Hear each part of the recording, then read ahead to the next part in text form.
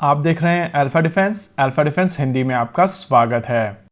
आज के इस वीडियो में हम लोग बात करेंगे अग्नि 6 मिसाइल सिस्टम के बारे में। ऐसा अगर इस आईसीबीएम के बारे में बात की जाए तो अग्नि 6 को लेकर अग्नि 5 के पहले टेस्ट के बाद से ही न्यूज निकल कर आ रही है। और अगर अग्नि 5 के पहले टेस्ट की बात की जाए तो वो साल 2012 में हुआ था, यानी कि लगभग 14 साल पहले। लॉजिकल होकर अगर आप इस प्रोग्राम को देखें तो आप समझ सकते हैं कि उसके बाद भी भारत की तरफ से बहुत सारे टेस्ट किए गए हैं और नेचुरली साल 2012 में जो मिसाइल सिस्टम टेस्ट की गई थी उसकी तुलना में आज बेहतर टेक्नोलॉजी देश में मौजूद है। ऐसे में क्वेश्चन निकल कर आता है कि आज हम लोग अग्नि 6 के बारे में क्यों बात कर रहे हैं और क्यों इस समय सोशल मीडिया के ऊपर इस मिसाइल सिस्टम के बारे में बहुत ज्यादा बज़ क्रिएट हुई है।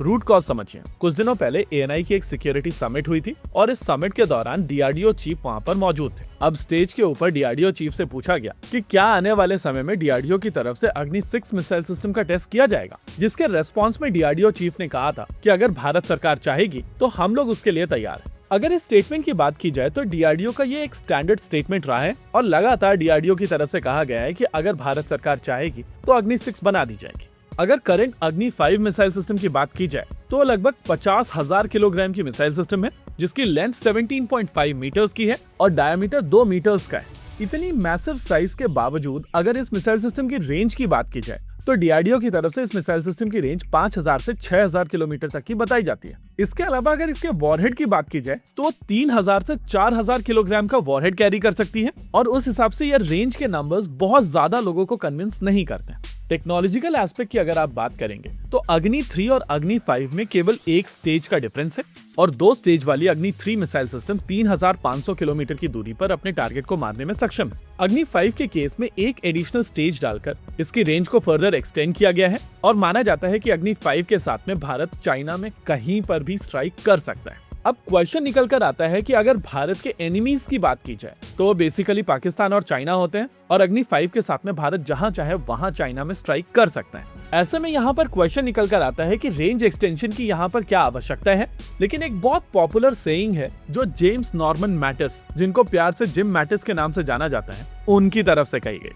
मैटिस कहते हैं, be polite, be professional, but have a plan to kill everyone you meet. इस चीज को ध्यान में रखते हुए भारत की तरफ से भले ही चाइना और पाकिस्तान दोनों को कवर किया जा रहा है, लेकिन प्रैक्टिकली भारत के पास में वो क्षमता होनी चाहिए कि अर्थ में कहीं पर भी भारत का एनिमी हो उसको स्ट्राइक करने की क्षमता भारत के पास में होनी चाहिए। नेचुरल है कि इस तरीके की क्षमताओं के साथ में एंजाइटी बढ़ती है और बहुत सारे देश अनईजी फील करना शुरू कर देते हैं। स्पेसिफिकली अगर बात की जाए यूनाइटेड स्टेट्स ऑफ अमेरिका की तो उनका हमेशा से मानना रहा है कि देशों के पास में क्षमताएं भले ही हों, लेकिन उनके पास में यूएस मेनलैंड को स्ट्राइक करने की क्षमता नहीं होनी चाहिए। ऐसे में भारत सरकार का कॉशियस डिसीजन ये रहा है कि अब रेंज एक्सटेंशन से ज्यादा मिसाइल टेक्नोलॉजी को इम्प्रूव करने के ऊपर काम करना चाहिए और एग्जैक्टली वही चीज इस समय अग्नि 5 के साथ में हो रही।